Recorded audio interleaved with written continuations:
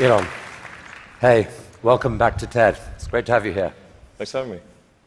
So, in the next half hour or so, we're going to spend some time exploring your vision for what an exciting future might look like, which I guess makes the first question a little ironic. Why are you boring? Yeah, I ask myself that frequently. We're trying to dig a hole under LA, and this is to create the beginning of what will hopefully be a 3D network of tunnels to alleviate congestion. So, I mean, right now, I think one of the most soul-destroying things is traffic. It affects people in every part of the world. It takes away so much of your life, and it's horrible. It's particularly horrible in LA. I think you've brought with you the first visualization that's been shown of this. Can I show this? Yeah, absolutely. So this is the first time, just to sort of show what we're talking about. So there are a couple of key things that are important in having a 3D tunnel network. First of all, you have to be able to integrate the entrance and exit of the tunnel seamlessly into the fabric of a city. So by having an elevator, sort of a car skate that's on an elevator, you can integrate the entrance and exits to the tunnel network just by using 2 parking spaces. And then the car gets on a skate. There's no speed limit here, so we're designing this to be able to operate at 200 kilometers an hour, about 200 kilometers an hour, or about 130 miles per hour. So you should be able to get from, say, Westwood to LAX in 6 minutes, 5-6 minutes. So possibly initially done as like on a sort of toll road type basis. Yeah. Which I guess alleviates some traffic from the surface streets as well. So I don't know if people noticed it in the video, but there's no real limit to how many levels of tunnel you can have.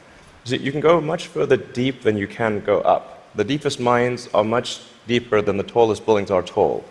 So you can alleviate any arbitrary level of urban congestion with the 3D tunnel network. This is a very important point. So a key rebuttal to the tunnels is that if you add one layer of tunnels, then that will simply alleviate congestion. Will get used up, and then you'll be back where you started, back with congestion. But you can go to any arbitrary number of tunnels, any number of levels. But people assume traditionally it's incredibly expensive to dig, and that would block this idea. Yeah. Well, they're right. To give you an example, the LA subway extension, which is, I think it's a 2.5-mile extension, that was just completed for $2 billion. So it's roughly $1 billion a mile to do the subway extension in LA. And this is not the highest utility subway in the world. It's quite difficult to dig tunnels normally. I think we need to have at least a 10-fold improvement in the cost per mile of tunneling. And how could you achieve that? I guess, actually, if you just do 2 things, you can get to approximately an order of magnitude improvement, and I think you can go beyond that. So the first thing to do is to cut the tunnel diameter by a factor of 2 or more. So a single road lane tunnel would, according to regulations, has to be 26 feet, maybe 28 feet in diameter to allow for crashes and emergency vehicles and sufficient ventilation for combustion engine cars. But if you shrink that diameter to what we're attempting, which is 12 feet, which is plenty to get an electric skate through, you drop the diameter by a factor of 2 and the cross-sectional area by a factor of 4. So, and the tunneling cost scales with the cross-sectional area. So that's roughly a half order of magnitude improvement right there. Then tunneling machines currently tunnel for half the time, then they stop, and then the rest of the time is putting in reinforcements for the tunnel wall. So if you design the machine instead to do continuous tunneling and reinforcing, that'll give you a factor of 2 improvement. Combine that and it's a factor of 8. Also, these machines are far from being at their power or thermal limit. So you can jack up the power to the machine substantially. I think you can get at least a factor of 2, maybe a factor of 4 or 5 improvements on top of that. So I think there's a fairly straightforward series of steps to get somewhere in excess of an order of magnitude improvement in the cost per mile. Our target actually is we've got a pet snail called Gary. This is from Gary the snail from South Park. I mean, sorry, SpongeBob SquarePants. So Gary is capable currently he's capable of going 14 times faster than a tunnel boring machine. Okay. You want to beat Gary? We want to beat Gary. Yeah. He's not a patient little fellow, and we want that will be victory. Victory is beating the snail. But a lot of people dreaming about future cities, they imagine that actually the solution is sort of flying cars, drones, etc. You go above ground. Why isn't that a better solution? You save all that tunneling cost. Right. I'm in favor of flying things. Obviously, I do rockets, so I like things that fly. This is not some inherent bias against flying things, but there is a challenge with flying cars in that they'll be quite noisy. The wind force generated will be very high. Let's just say that if something's flying over your head, if there are a whole bunch of flying cars going all over the place, that is not an anxiety-reducing situation. You don't think to yourself, well, I feel better about today. You're thinking, like, did they service their hubcap? Or is it going to come off and guillotine me as they're flying past? And so you've got this vision then, future cities with these rich 3D networks of tunnels underneath. Is there a tie-in here with Hyperloop? Could you apply these tunnels to use for this Hyperloop idea you released a few years ago? Yeah, so we've been sort of puttering around with the Hyperloop stuff for a while. We built a Hyperloop test track adjacent to SpaceX just for a student competition to encourage innovative ideas in transport. It actually ends up being the biggest vacuum chamber in the world after the Large Hadron Collider by volume. It was sort of quite fun to do that, but it was kind of a hobby thing. And then we think we might. So we developed a little pusher car to push the student pods, but we're going to try seeing how fast we can make the pusher go if it's not pushing something. Huh. So, I mean, like, sort of cautiously optimistic we'll be able to be faster than the world's fastest bullet train, even in a 0.8-mile stretch. Whoa. Good brakes. Yeah. I mean, it's either going to smash into tiny pieces or. But you can picture then a Hyperloop in a tunnel, yes, running quite long distances. Exactly. So in looking at tunneling technology, it turns out that in order to make a tunnel, you have to, in order to seal against the water table, you've got to typically design a tunnel wall to be a good to about 5 or 6 atmospheres. So to go to vacuum is only 1 atmosphere, or near vacuum. So actually, it sort of turns out that automatically, if you build a tunnel that is good enough to resist the water table, it is automatically capable of holding vacuum. Huh. So, yeah. And so you can actually picture this, like what kind of length tunnel is in Elon's future to running Hyperloop? Yeah, I think there's no real length limit. You could dig as much as you want. I think if you were to do something like a DC to New York Hyperloop, I think you'd probably want to go underground the entire way because it's a high density area.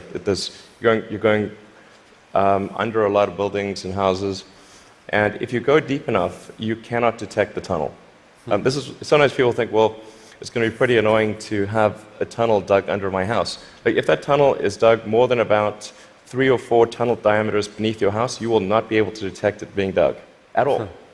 In fact, like if you're able to detect the tunnel being dug, whatever device you're using, you can get a lot of money for that device from the Israeli military, who is trying to detect tunnels from Hamas, and from the US Customs and Border Patrol that trying to detect drug tunnels.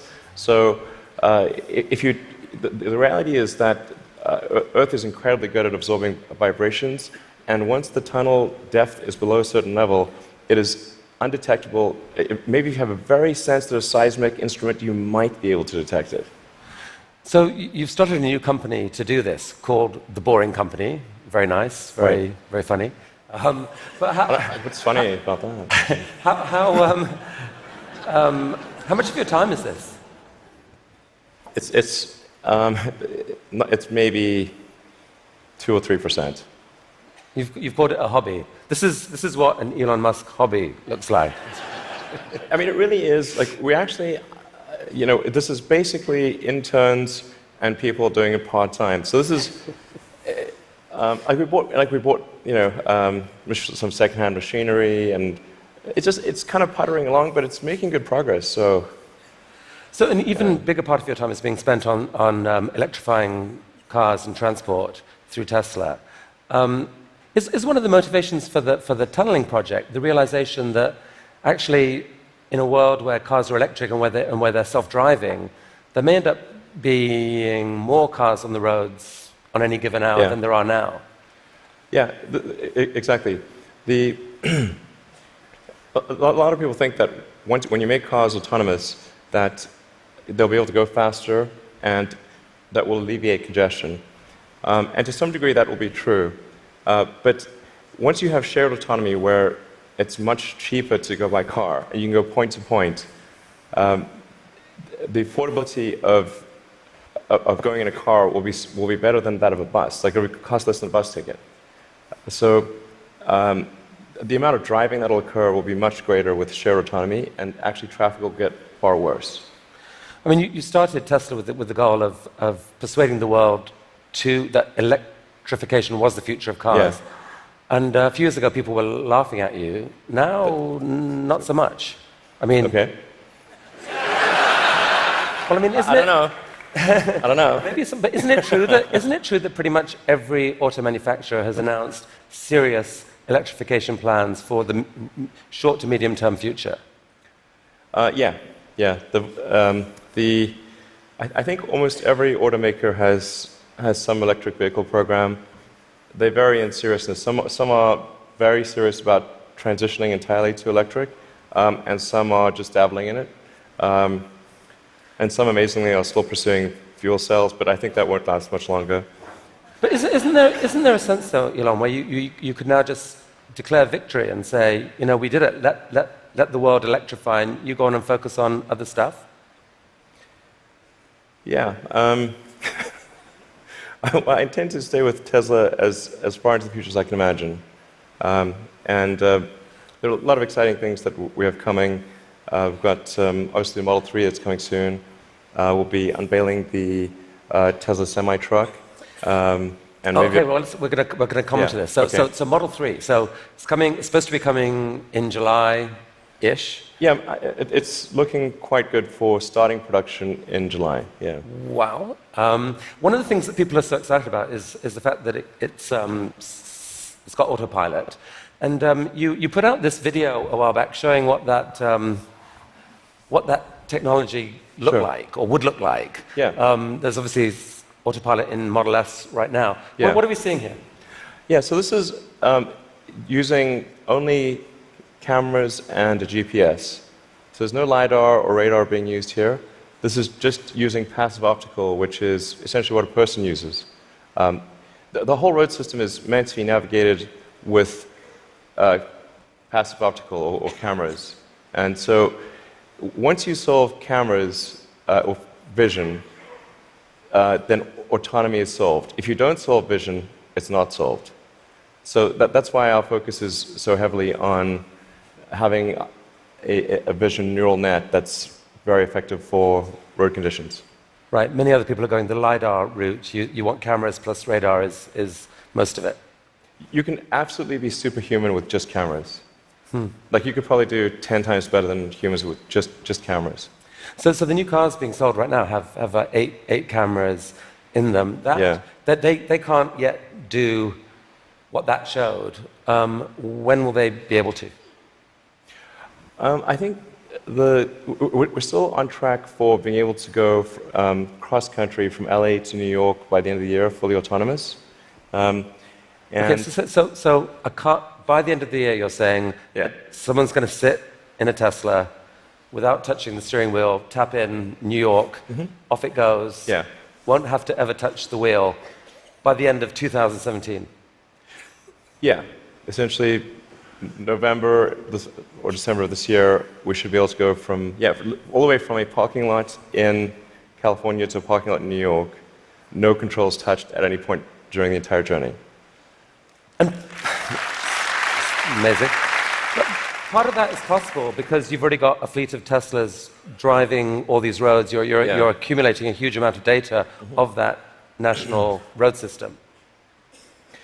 Yes. The thing that will be interesting is that I'm actually fairly confident it will be able to do that route even if you change the route dynamically.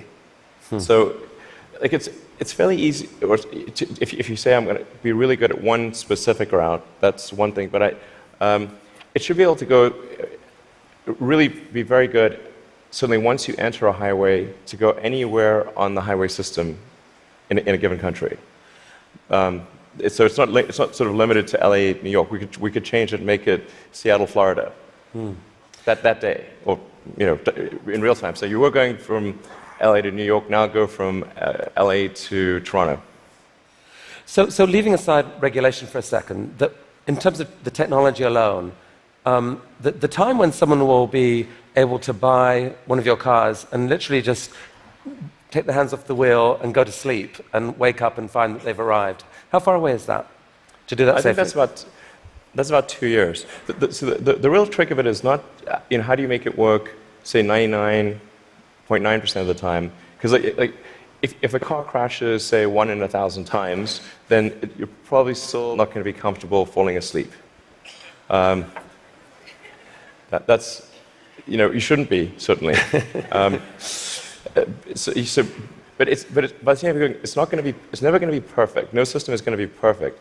But if you say it's perhaps, the car is unlikely to crash in 100 lifetimes or 1,000 lifetimes, then people are like, okay, wow, if I would live 1,000 lives, I would still most likely never experience a crash, then that's probably okay.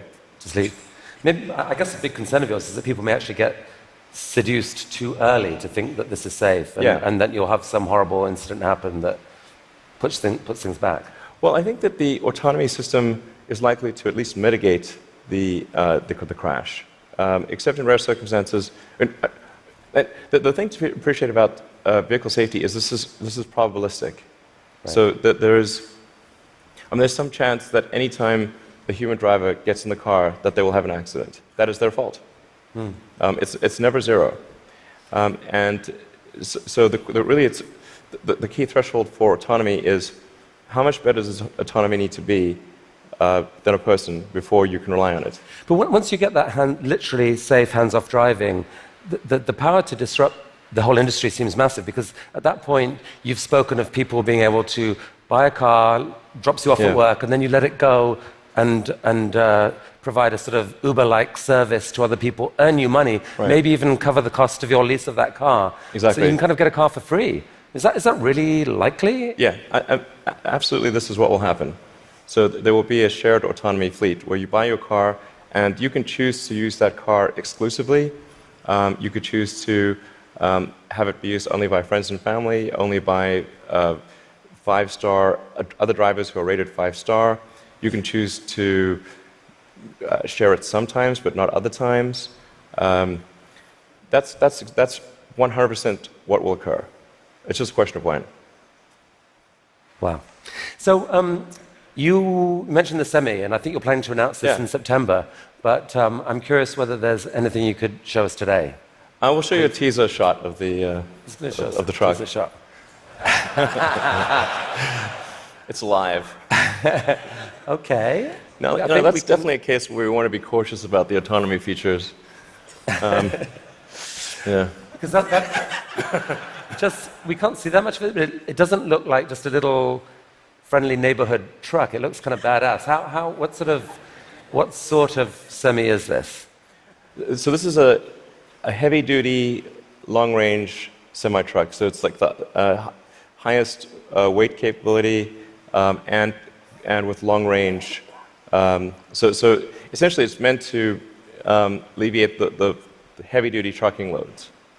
And this is something which people do not today think is possible, to think the truck doesn't have enough power or it doesn't have enough range.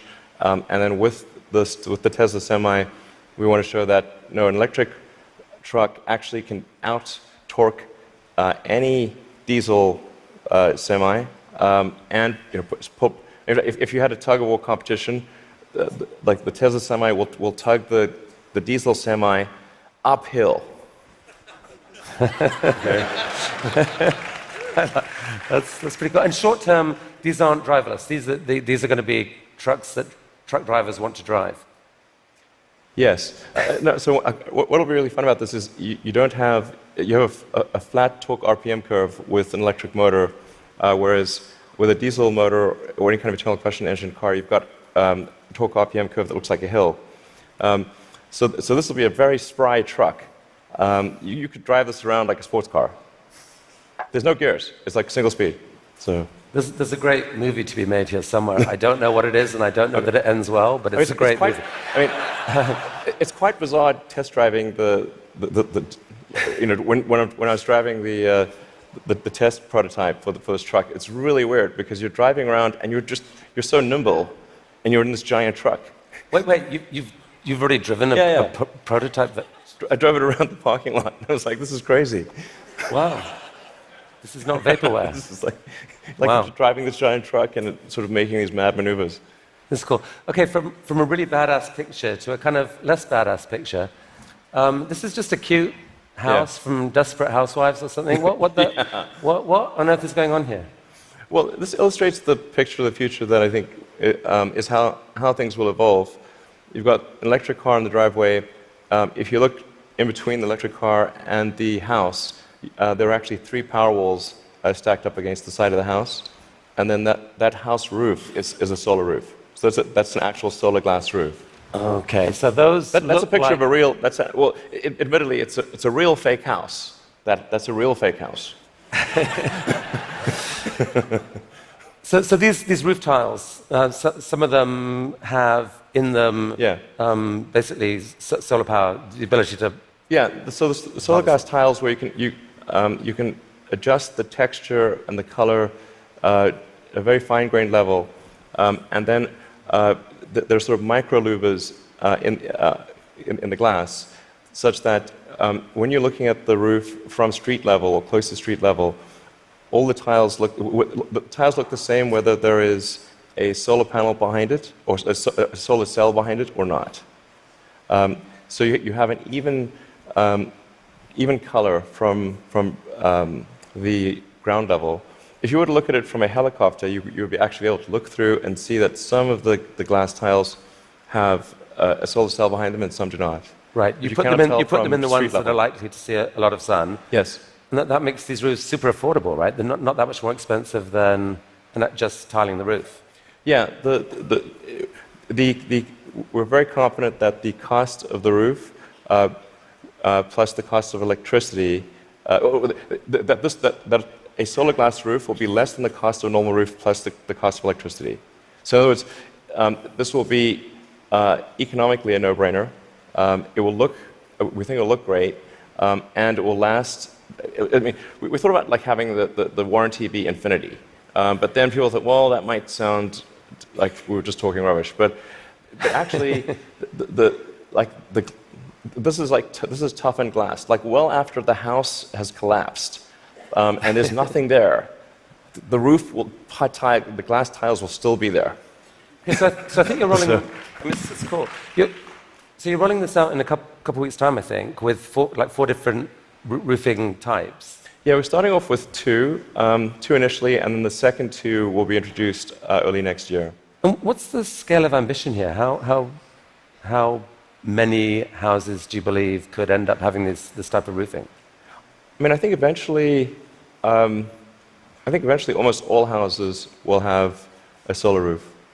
Now the thing is to consider the time scale here to be probably on the order of 40 or 50 years. So on average, a roof is replaced every 20 to 25 years. So, but you don't start replacing all roofs immediately. But eventually, if you say we were to fast forward to, say, 15 years from now, it will be unusual to have a roof that does not have solar. Is there a mental model thing that people don't get here that there's been, because of the shift in the sort of cost economics of solar power, that like most houses actually have enough sunlight on their roof pretty much to power all of their needs. If you could capture the power, it could pretty much power all their needs, right? You could go off grid, kind of. Yeah, it depends on where you are and what the house size is relative to the roof area.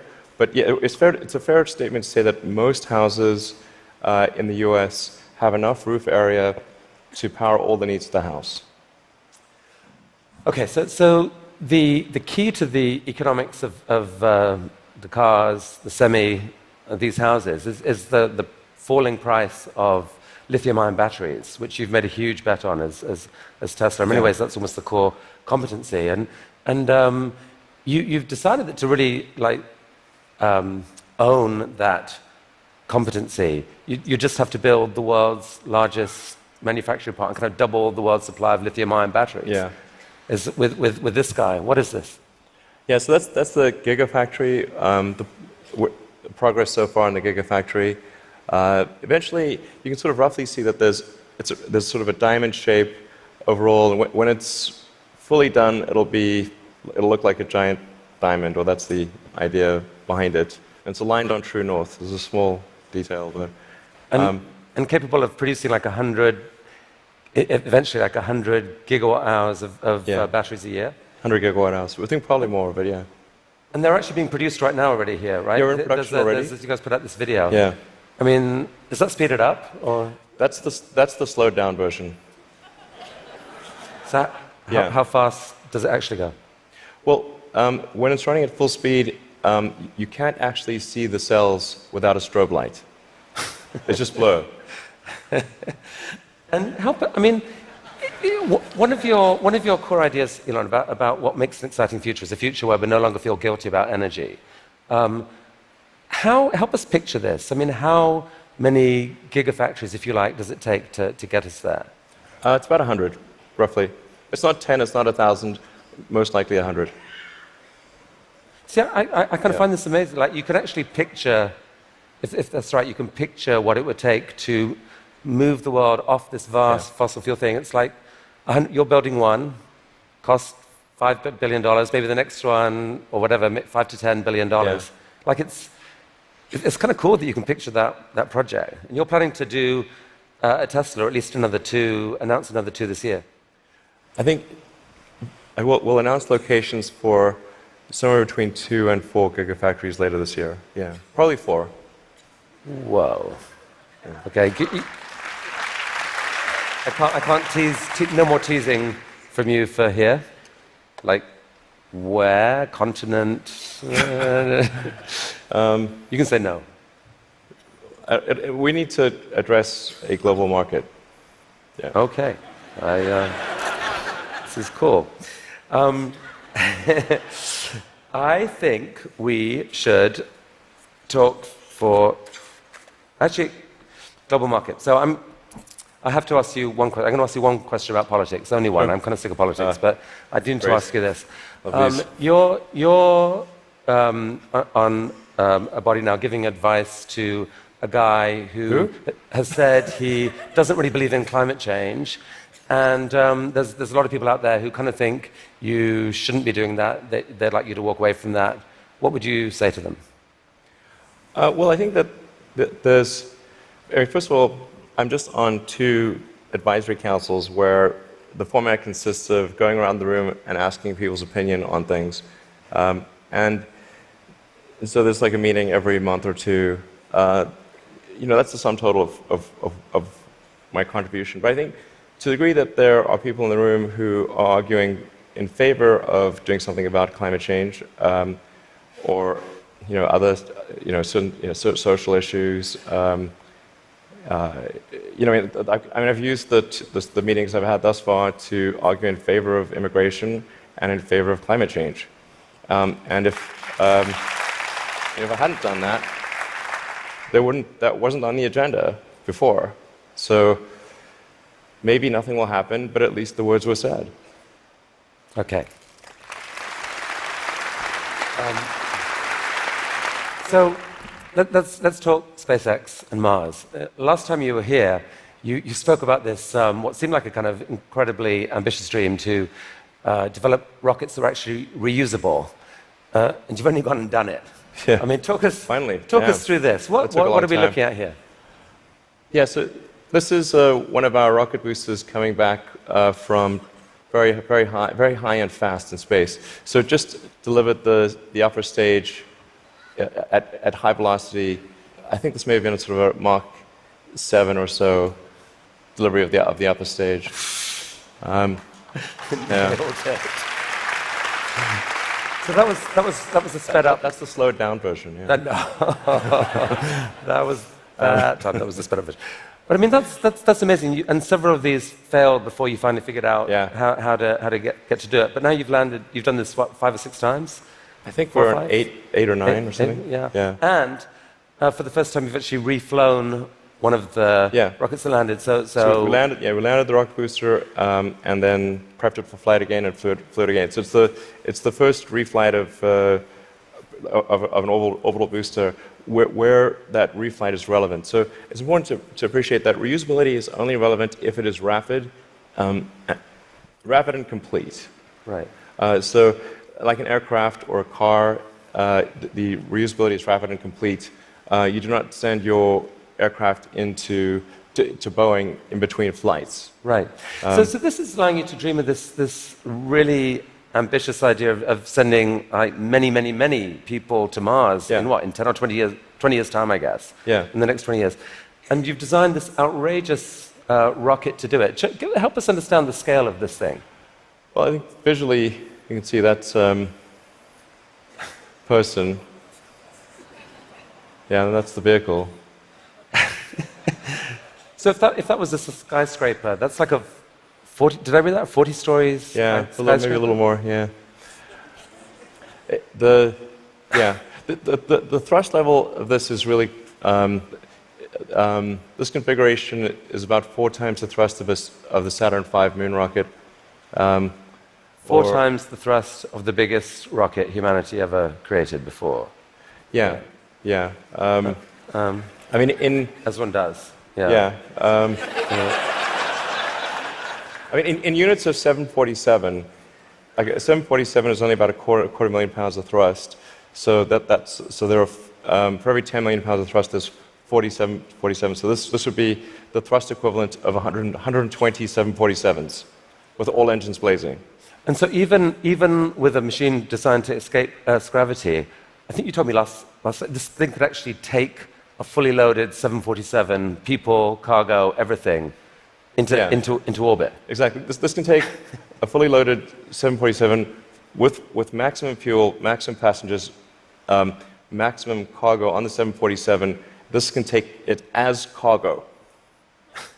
So based on this, you presented recently this interplanetary transport system, which is visualized this way. And this is a scene you picture, what, in 30 years' time, 20 years' time?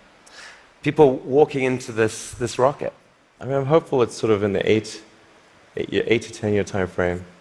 Aspirationally, that's our target. Our internal targets are more aggressive, but I think,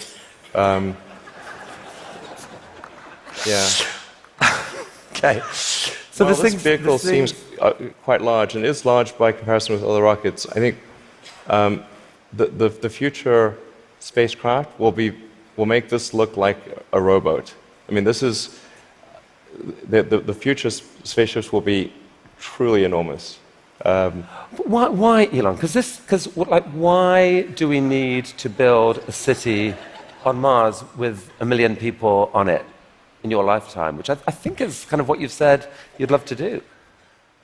Yeah, I think it's important to have a future that is inspiring and appealing. I mean, I just think that there have to be reasons that you get up in the morning and you want to live. Like, why do you want to live? What's the point? What inspires you? What do you love about the future? And if we're not out there, if the future does not include being out there among the stars and being a multi-planet species, I find that it's incredibly depressing if that's not the future that we're going to have.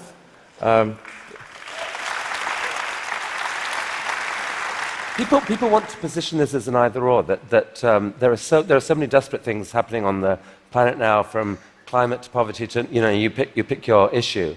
And that this feels like a distraction. You shouldn't be thinking about this. You should be solving what's here and now. And to be fair, you've done a fair old bit to actually do that with your work on sustainable energy. But why not just do that? Well, I think I look at the future from a standpoint of the probabilities. It's like a branching stream of probabilities. And there are actions that we can take that affect those probabilities, or that accelerate one thing or slow down another thing, introduce something new to the probability stream. Sustainable energy will happen no matter what. If there was no Tesla, if Tesla never existed, it would have to happen out of necessity. It's tautological. If you don't have sustainable energy, it means you have unsustainable energy. Eventually, you'll run out, and the laws of economics will drive civilization towards sustainable energy inevitably. The fundamental value of a company like Tesla is the degree to which it accelerates the advent of sustainable energy faster than it would otherwise occur. So when I think what is the fundamental good of a company like Tesla, I would say hopefully it does. If it accelerated that by a decade, potentially more than a decade, that would be quite a good thing to occur. That's what I consider to be the fundamental sort of aspirational good of Tesla. Then there's becoming a multi-planet species and spacefaring civilization. This is not inevitable. It's very important to appreciate this is not inevitable. The sustainable energy future, I think, is largely inevitable, but being a spacefaring civilization is definitely not inevitable. If you look at the progress in space, in 1969 we were able to send somebody to the moon. 1969. Then we had the space shuttle. The space shuttle could only take people to low Earth orbit. Then the space shuttle retired, and the United States could take no one to orbit. So that's the trend. The trend is down to nothing. This is not. People are mistaken when they think that technology just automatically improves. It does not automatically improve. It only improves if a lot of people work very hard to make it better. And actually, it will, I think, by itself degrade, actually. You look at great civilizations like ancient Egypt, and they were able to make the pyramids, and they forgot how to do that. And the Romans, they built these incredible aqueducts. They forgot how to do it. It almost seems, listening to you and look at the different things you've done, that you've got this unique double motivation on everything that I find so interesting. Which is, one is this desire to work for humanity's long-term good. The other is this desire to do something exciting. And it's often, it feels like you feel like you need the one to drive the other. With Tesla, you want to have sustainable energy, so you make these super sexy, exciting cars to do it. Solar energy, we need to get there, so we need to make these beautiful roofs. We haven't even spoken about your newest thing, which we don't have time to do, but you want to save humanity from bad AI, and so you're going to create this really cool brain-machine interface to give us all infinite memory and telepathy and so forth. And on Mars, it feels like what you're saying is, yeah, we need to save humanity and have a backup plan, but also we need to inspire humanity, and this is a way to inspire.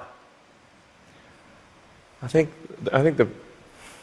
the value of beauty and inspiration is very much underrated, no question. But I want to be clear. I'm not trying to be anyone's savior. That is not the. I'm just trying to think about the future and not be sad. Beautiful statement. I think everyone here would agree that it is not, none of this is going to happen inevitably. The fact that in your mind you dream this stuff, you dream stuff that no one else would dare dream, or no one else would be capable of dreaming at the level of complexity that you do. The fact that you do that, Elon Musk, is a really remarkable thing. Thank you for helping us all to dream a bit bigger. You'll tell me if it ever starts getting genuinely insane, right? Thank you. That was really, really fantastic. That was really fantastic. Thanks, guys. Thank you.